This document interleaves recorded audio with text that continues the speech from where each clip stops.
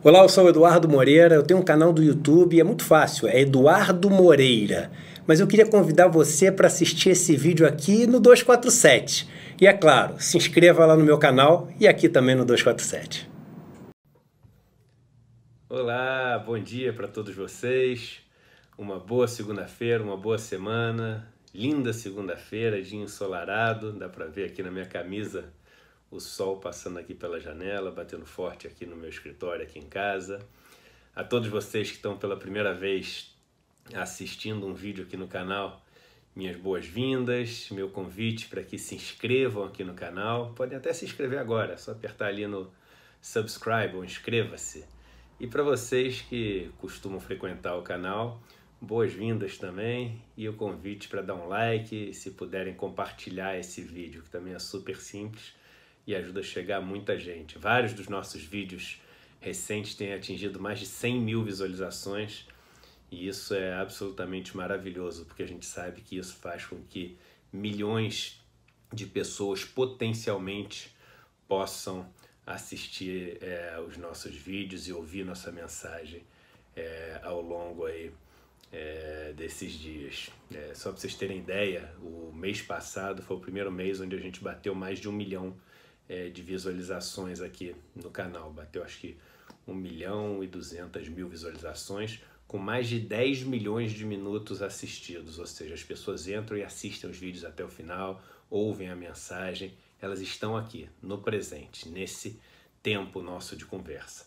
Muitas pessoas reclamam, você tinha que fazer um vídeo mais curtinho, pílulas para poder espalhar, e não é isso que eu quero. Isso é o que mais tem por aí, né? Pequenas pílulas, frases de efeito e etc.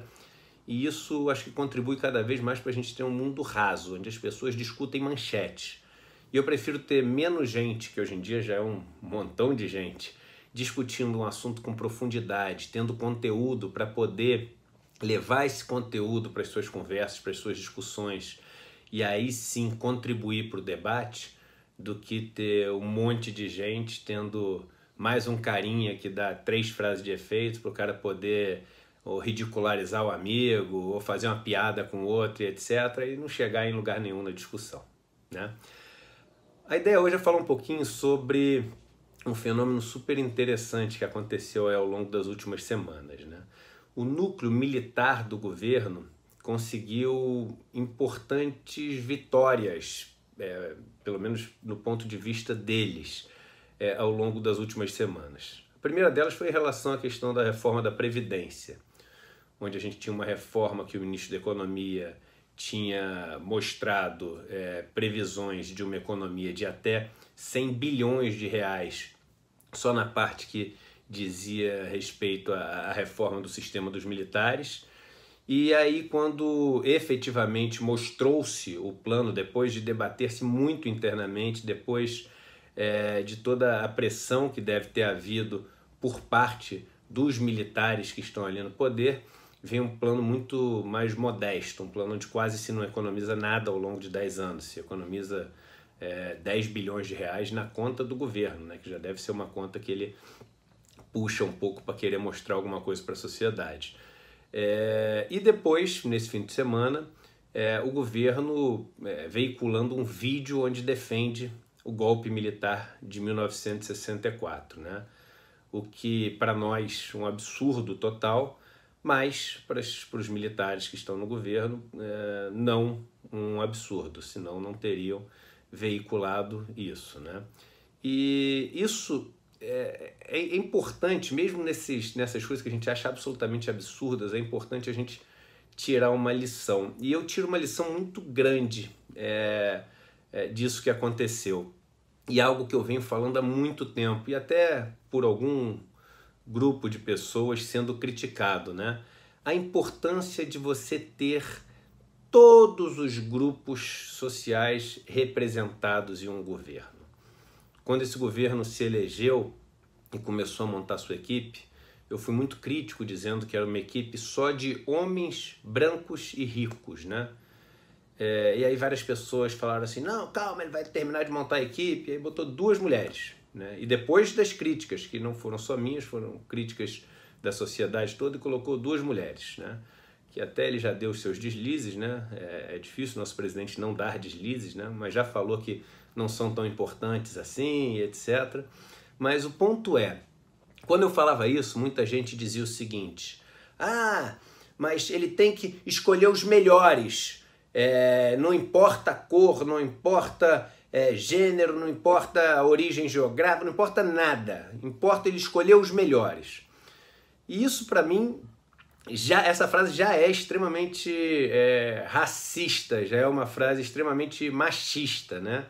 Porque a gente pressupõe que a gente não consegue achar pessoas incrivelmente competentes, espetaculares, diria até geniais, entre as mulheres, entre os negros, entre os trabalhadores, entre sindicalistas, entre nordestinos, entre todos os grupos que a gente tem na sociedade, entre indígenas.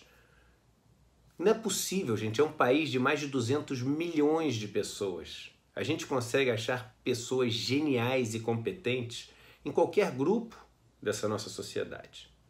Então, a frase das pessoas que dizem o seguinte: não, o governo tem que ser feito só com os melhores. Todos nós concordamos. Temos que fazer só com os melhores. E aí, quando a gente for pegar só os melhores, a gente tem que pegar representantes de vários desses grupos. E por que a gente tem que pegar representantes de vários desses grupos?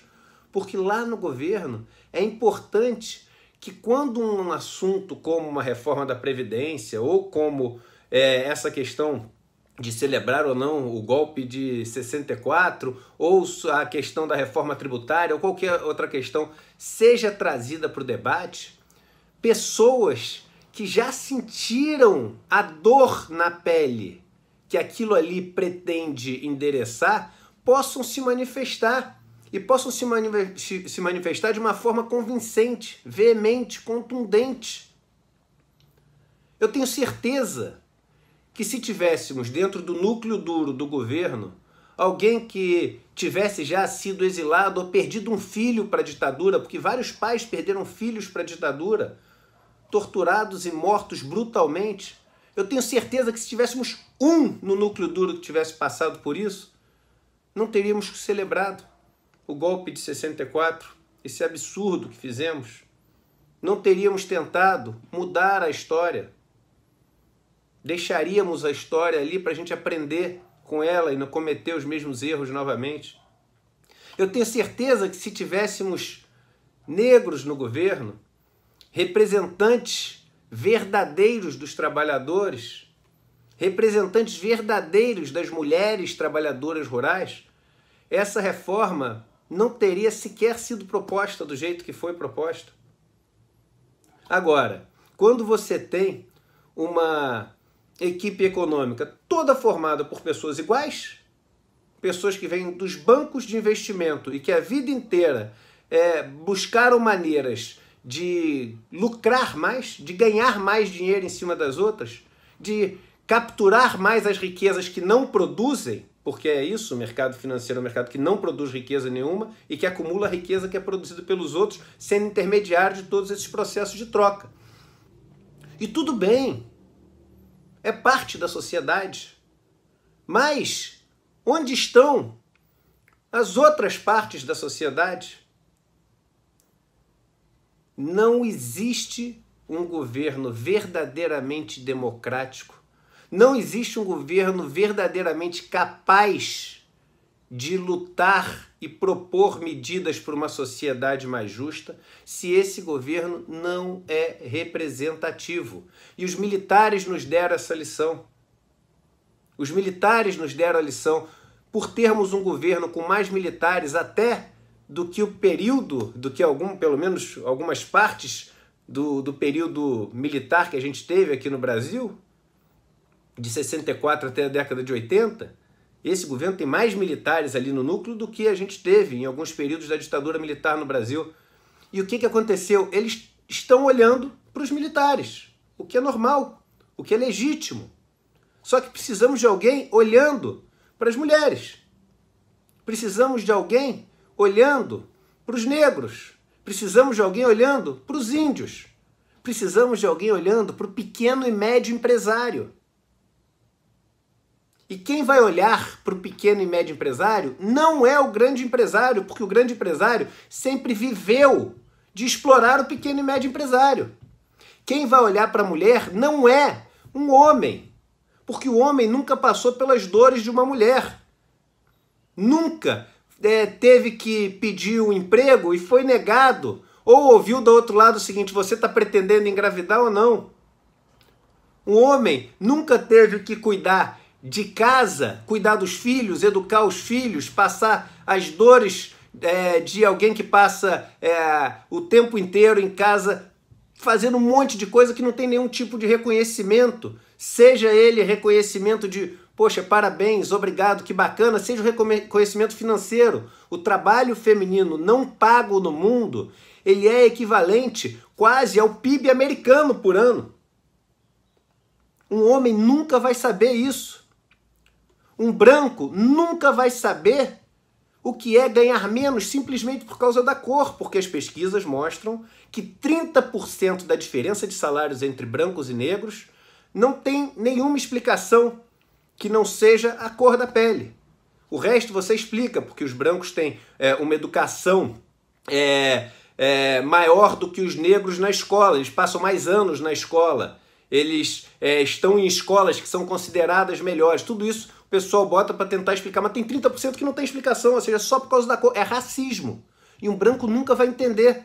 Um branco nunca vai entender o que é você estar andando num lado de uma calçada e alguém atravessar para o outro lado só por causa da cor da sua pele. Você entrar numa loja e a pessoa ficar olhando na câmera para ver se você botou alguma coisa dentro da blusa só porque você é negro. Um branco não vai entender. Ele pode ser simpático, mas ele nunca vai ser empático a isso. O branco nunca vai entender a dor que sente um índio que se sentia o habitante dessa terra e não dono, porque é engraçado que quanto mais você vai para essas sociedades que vivem em harmonia com a natureza, menos esse conceito de dono da terra existe. Esse conceito é o conceito nosso. Mas de repente chegam pessoas, matam, expulsam e, além de tudo isso, transformam ele, que era aquele que vivia em harmonia com o ambiente, num grande vilão. E no cara que quer tomar o país, que tem muitas terras. O branco nunca vai entender isso. O branco nunca vai entender o que passa um trabalhador rural. Eu recebi uma mensagem de uma trabalhadora rural, quando eu postei o meu primeiro vídeo sobre a Previdência, falando o seguinte: eu desafio o ministro Paulo Guedes a trabalhar comigo 5 dias, só 5. Ele acorda aqui comigo, faz as mesmas coisas que eu faço e vai dormir a hora que eu vou dormir. Se ele aguentar 5 dias, eu faço propaganda para a reforma da Previdência e topo fazer. Ele não vai saber, nunca. Ele não vai saber qual é a dificuldade de se contribuir 20 anos para poder ter uma aposentadoria. Ele não vai saber aí do trabalhador urbano qual é a dificuldade de se contribuir, ter um trabalho formal durante, não 20 anos, né? Mas 20 anos vezes 12 meses. 240 meses. Ele não vai saber. Ele não vai saber porque ele nunca passou por isso.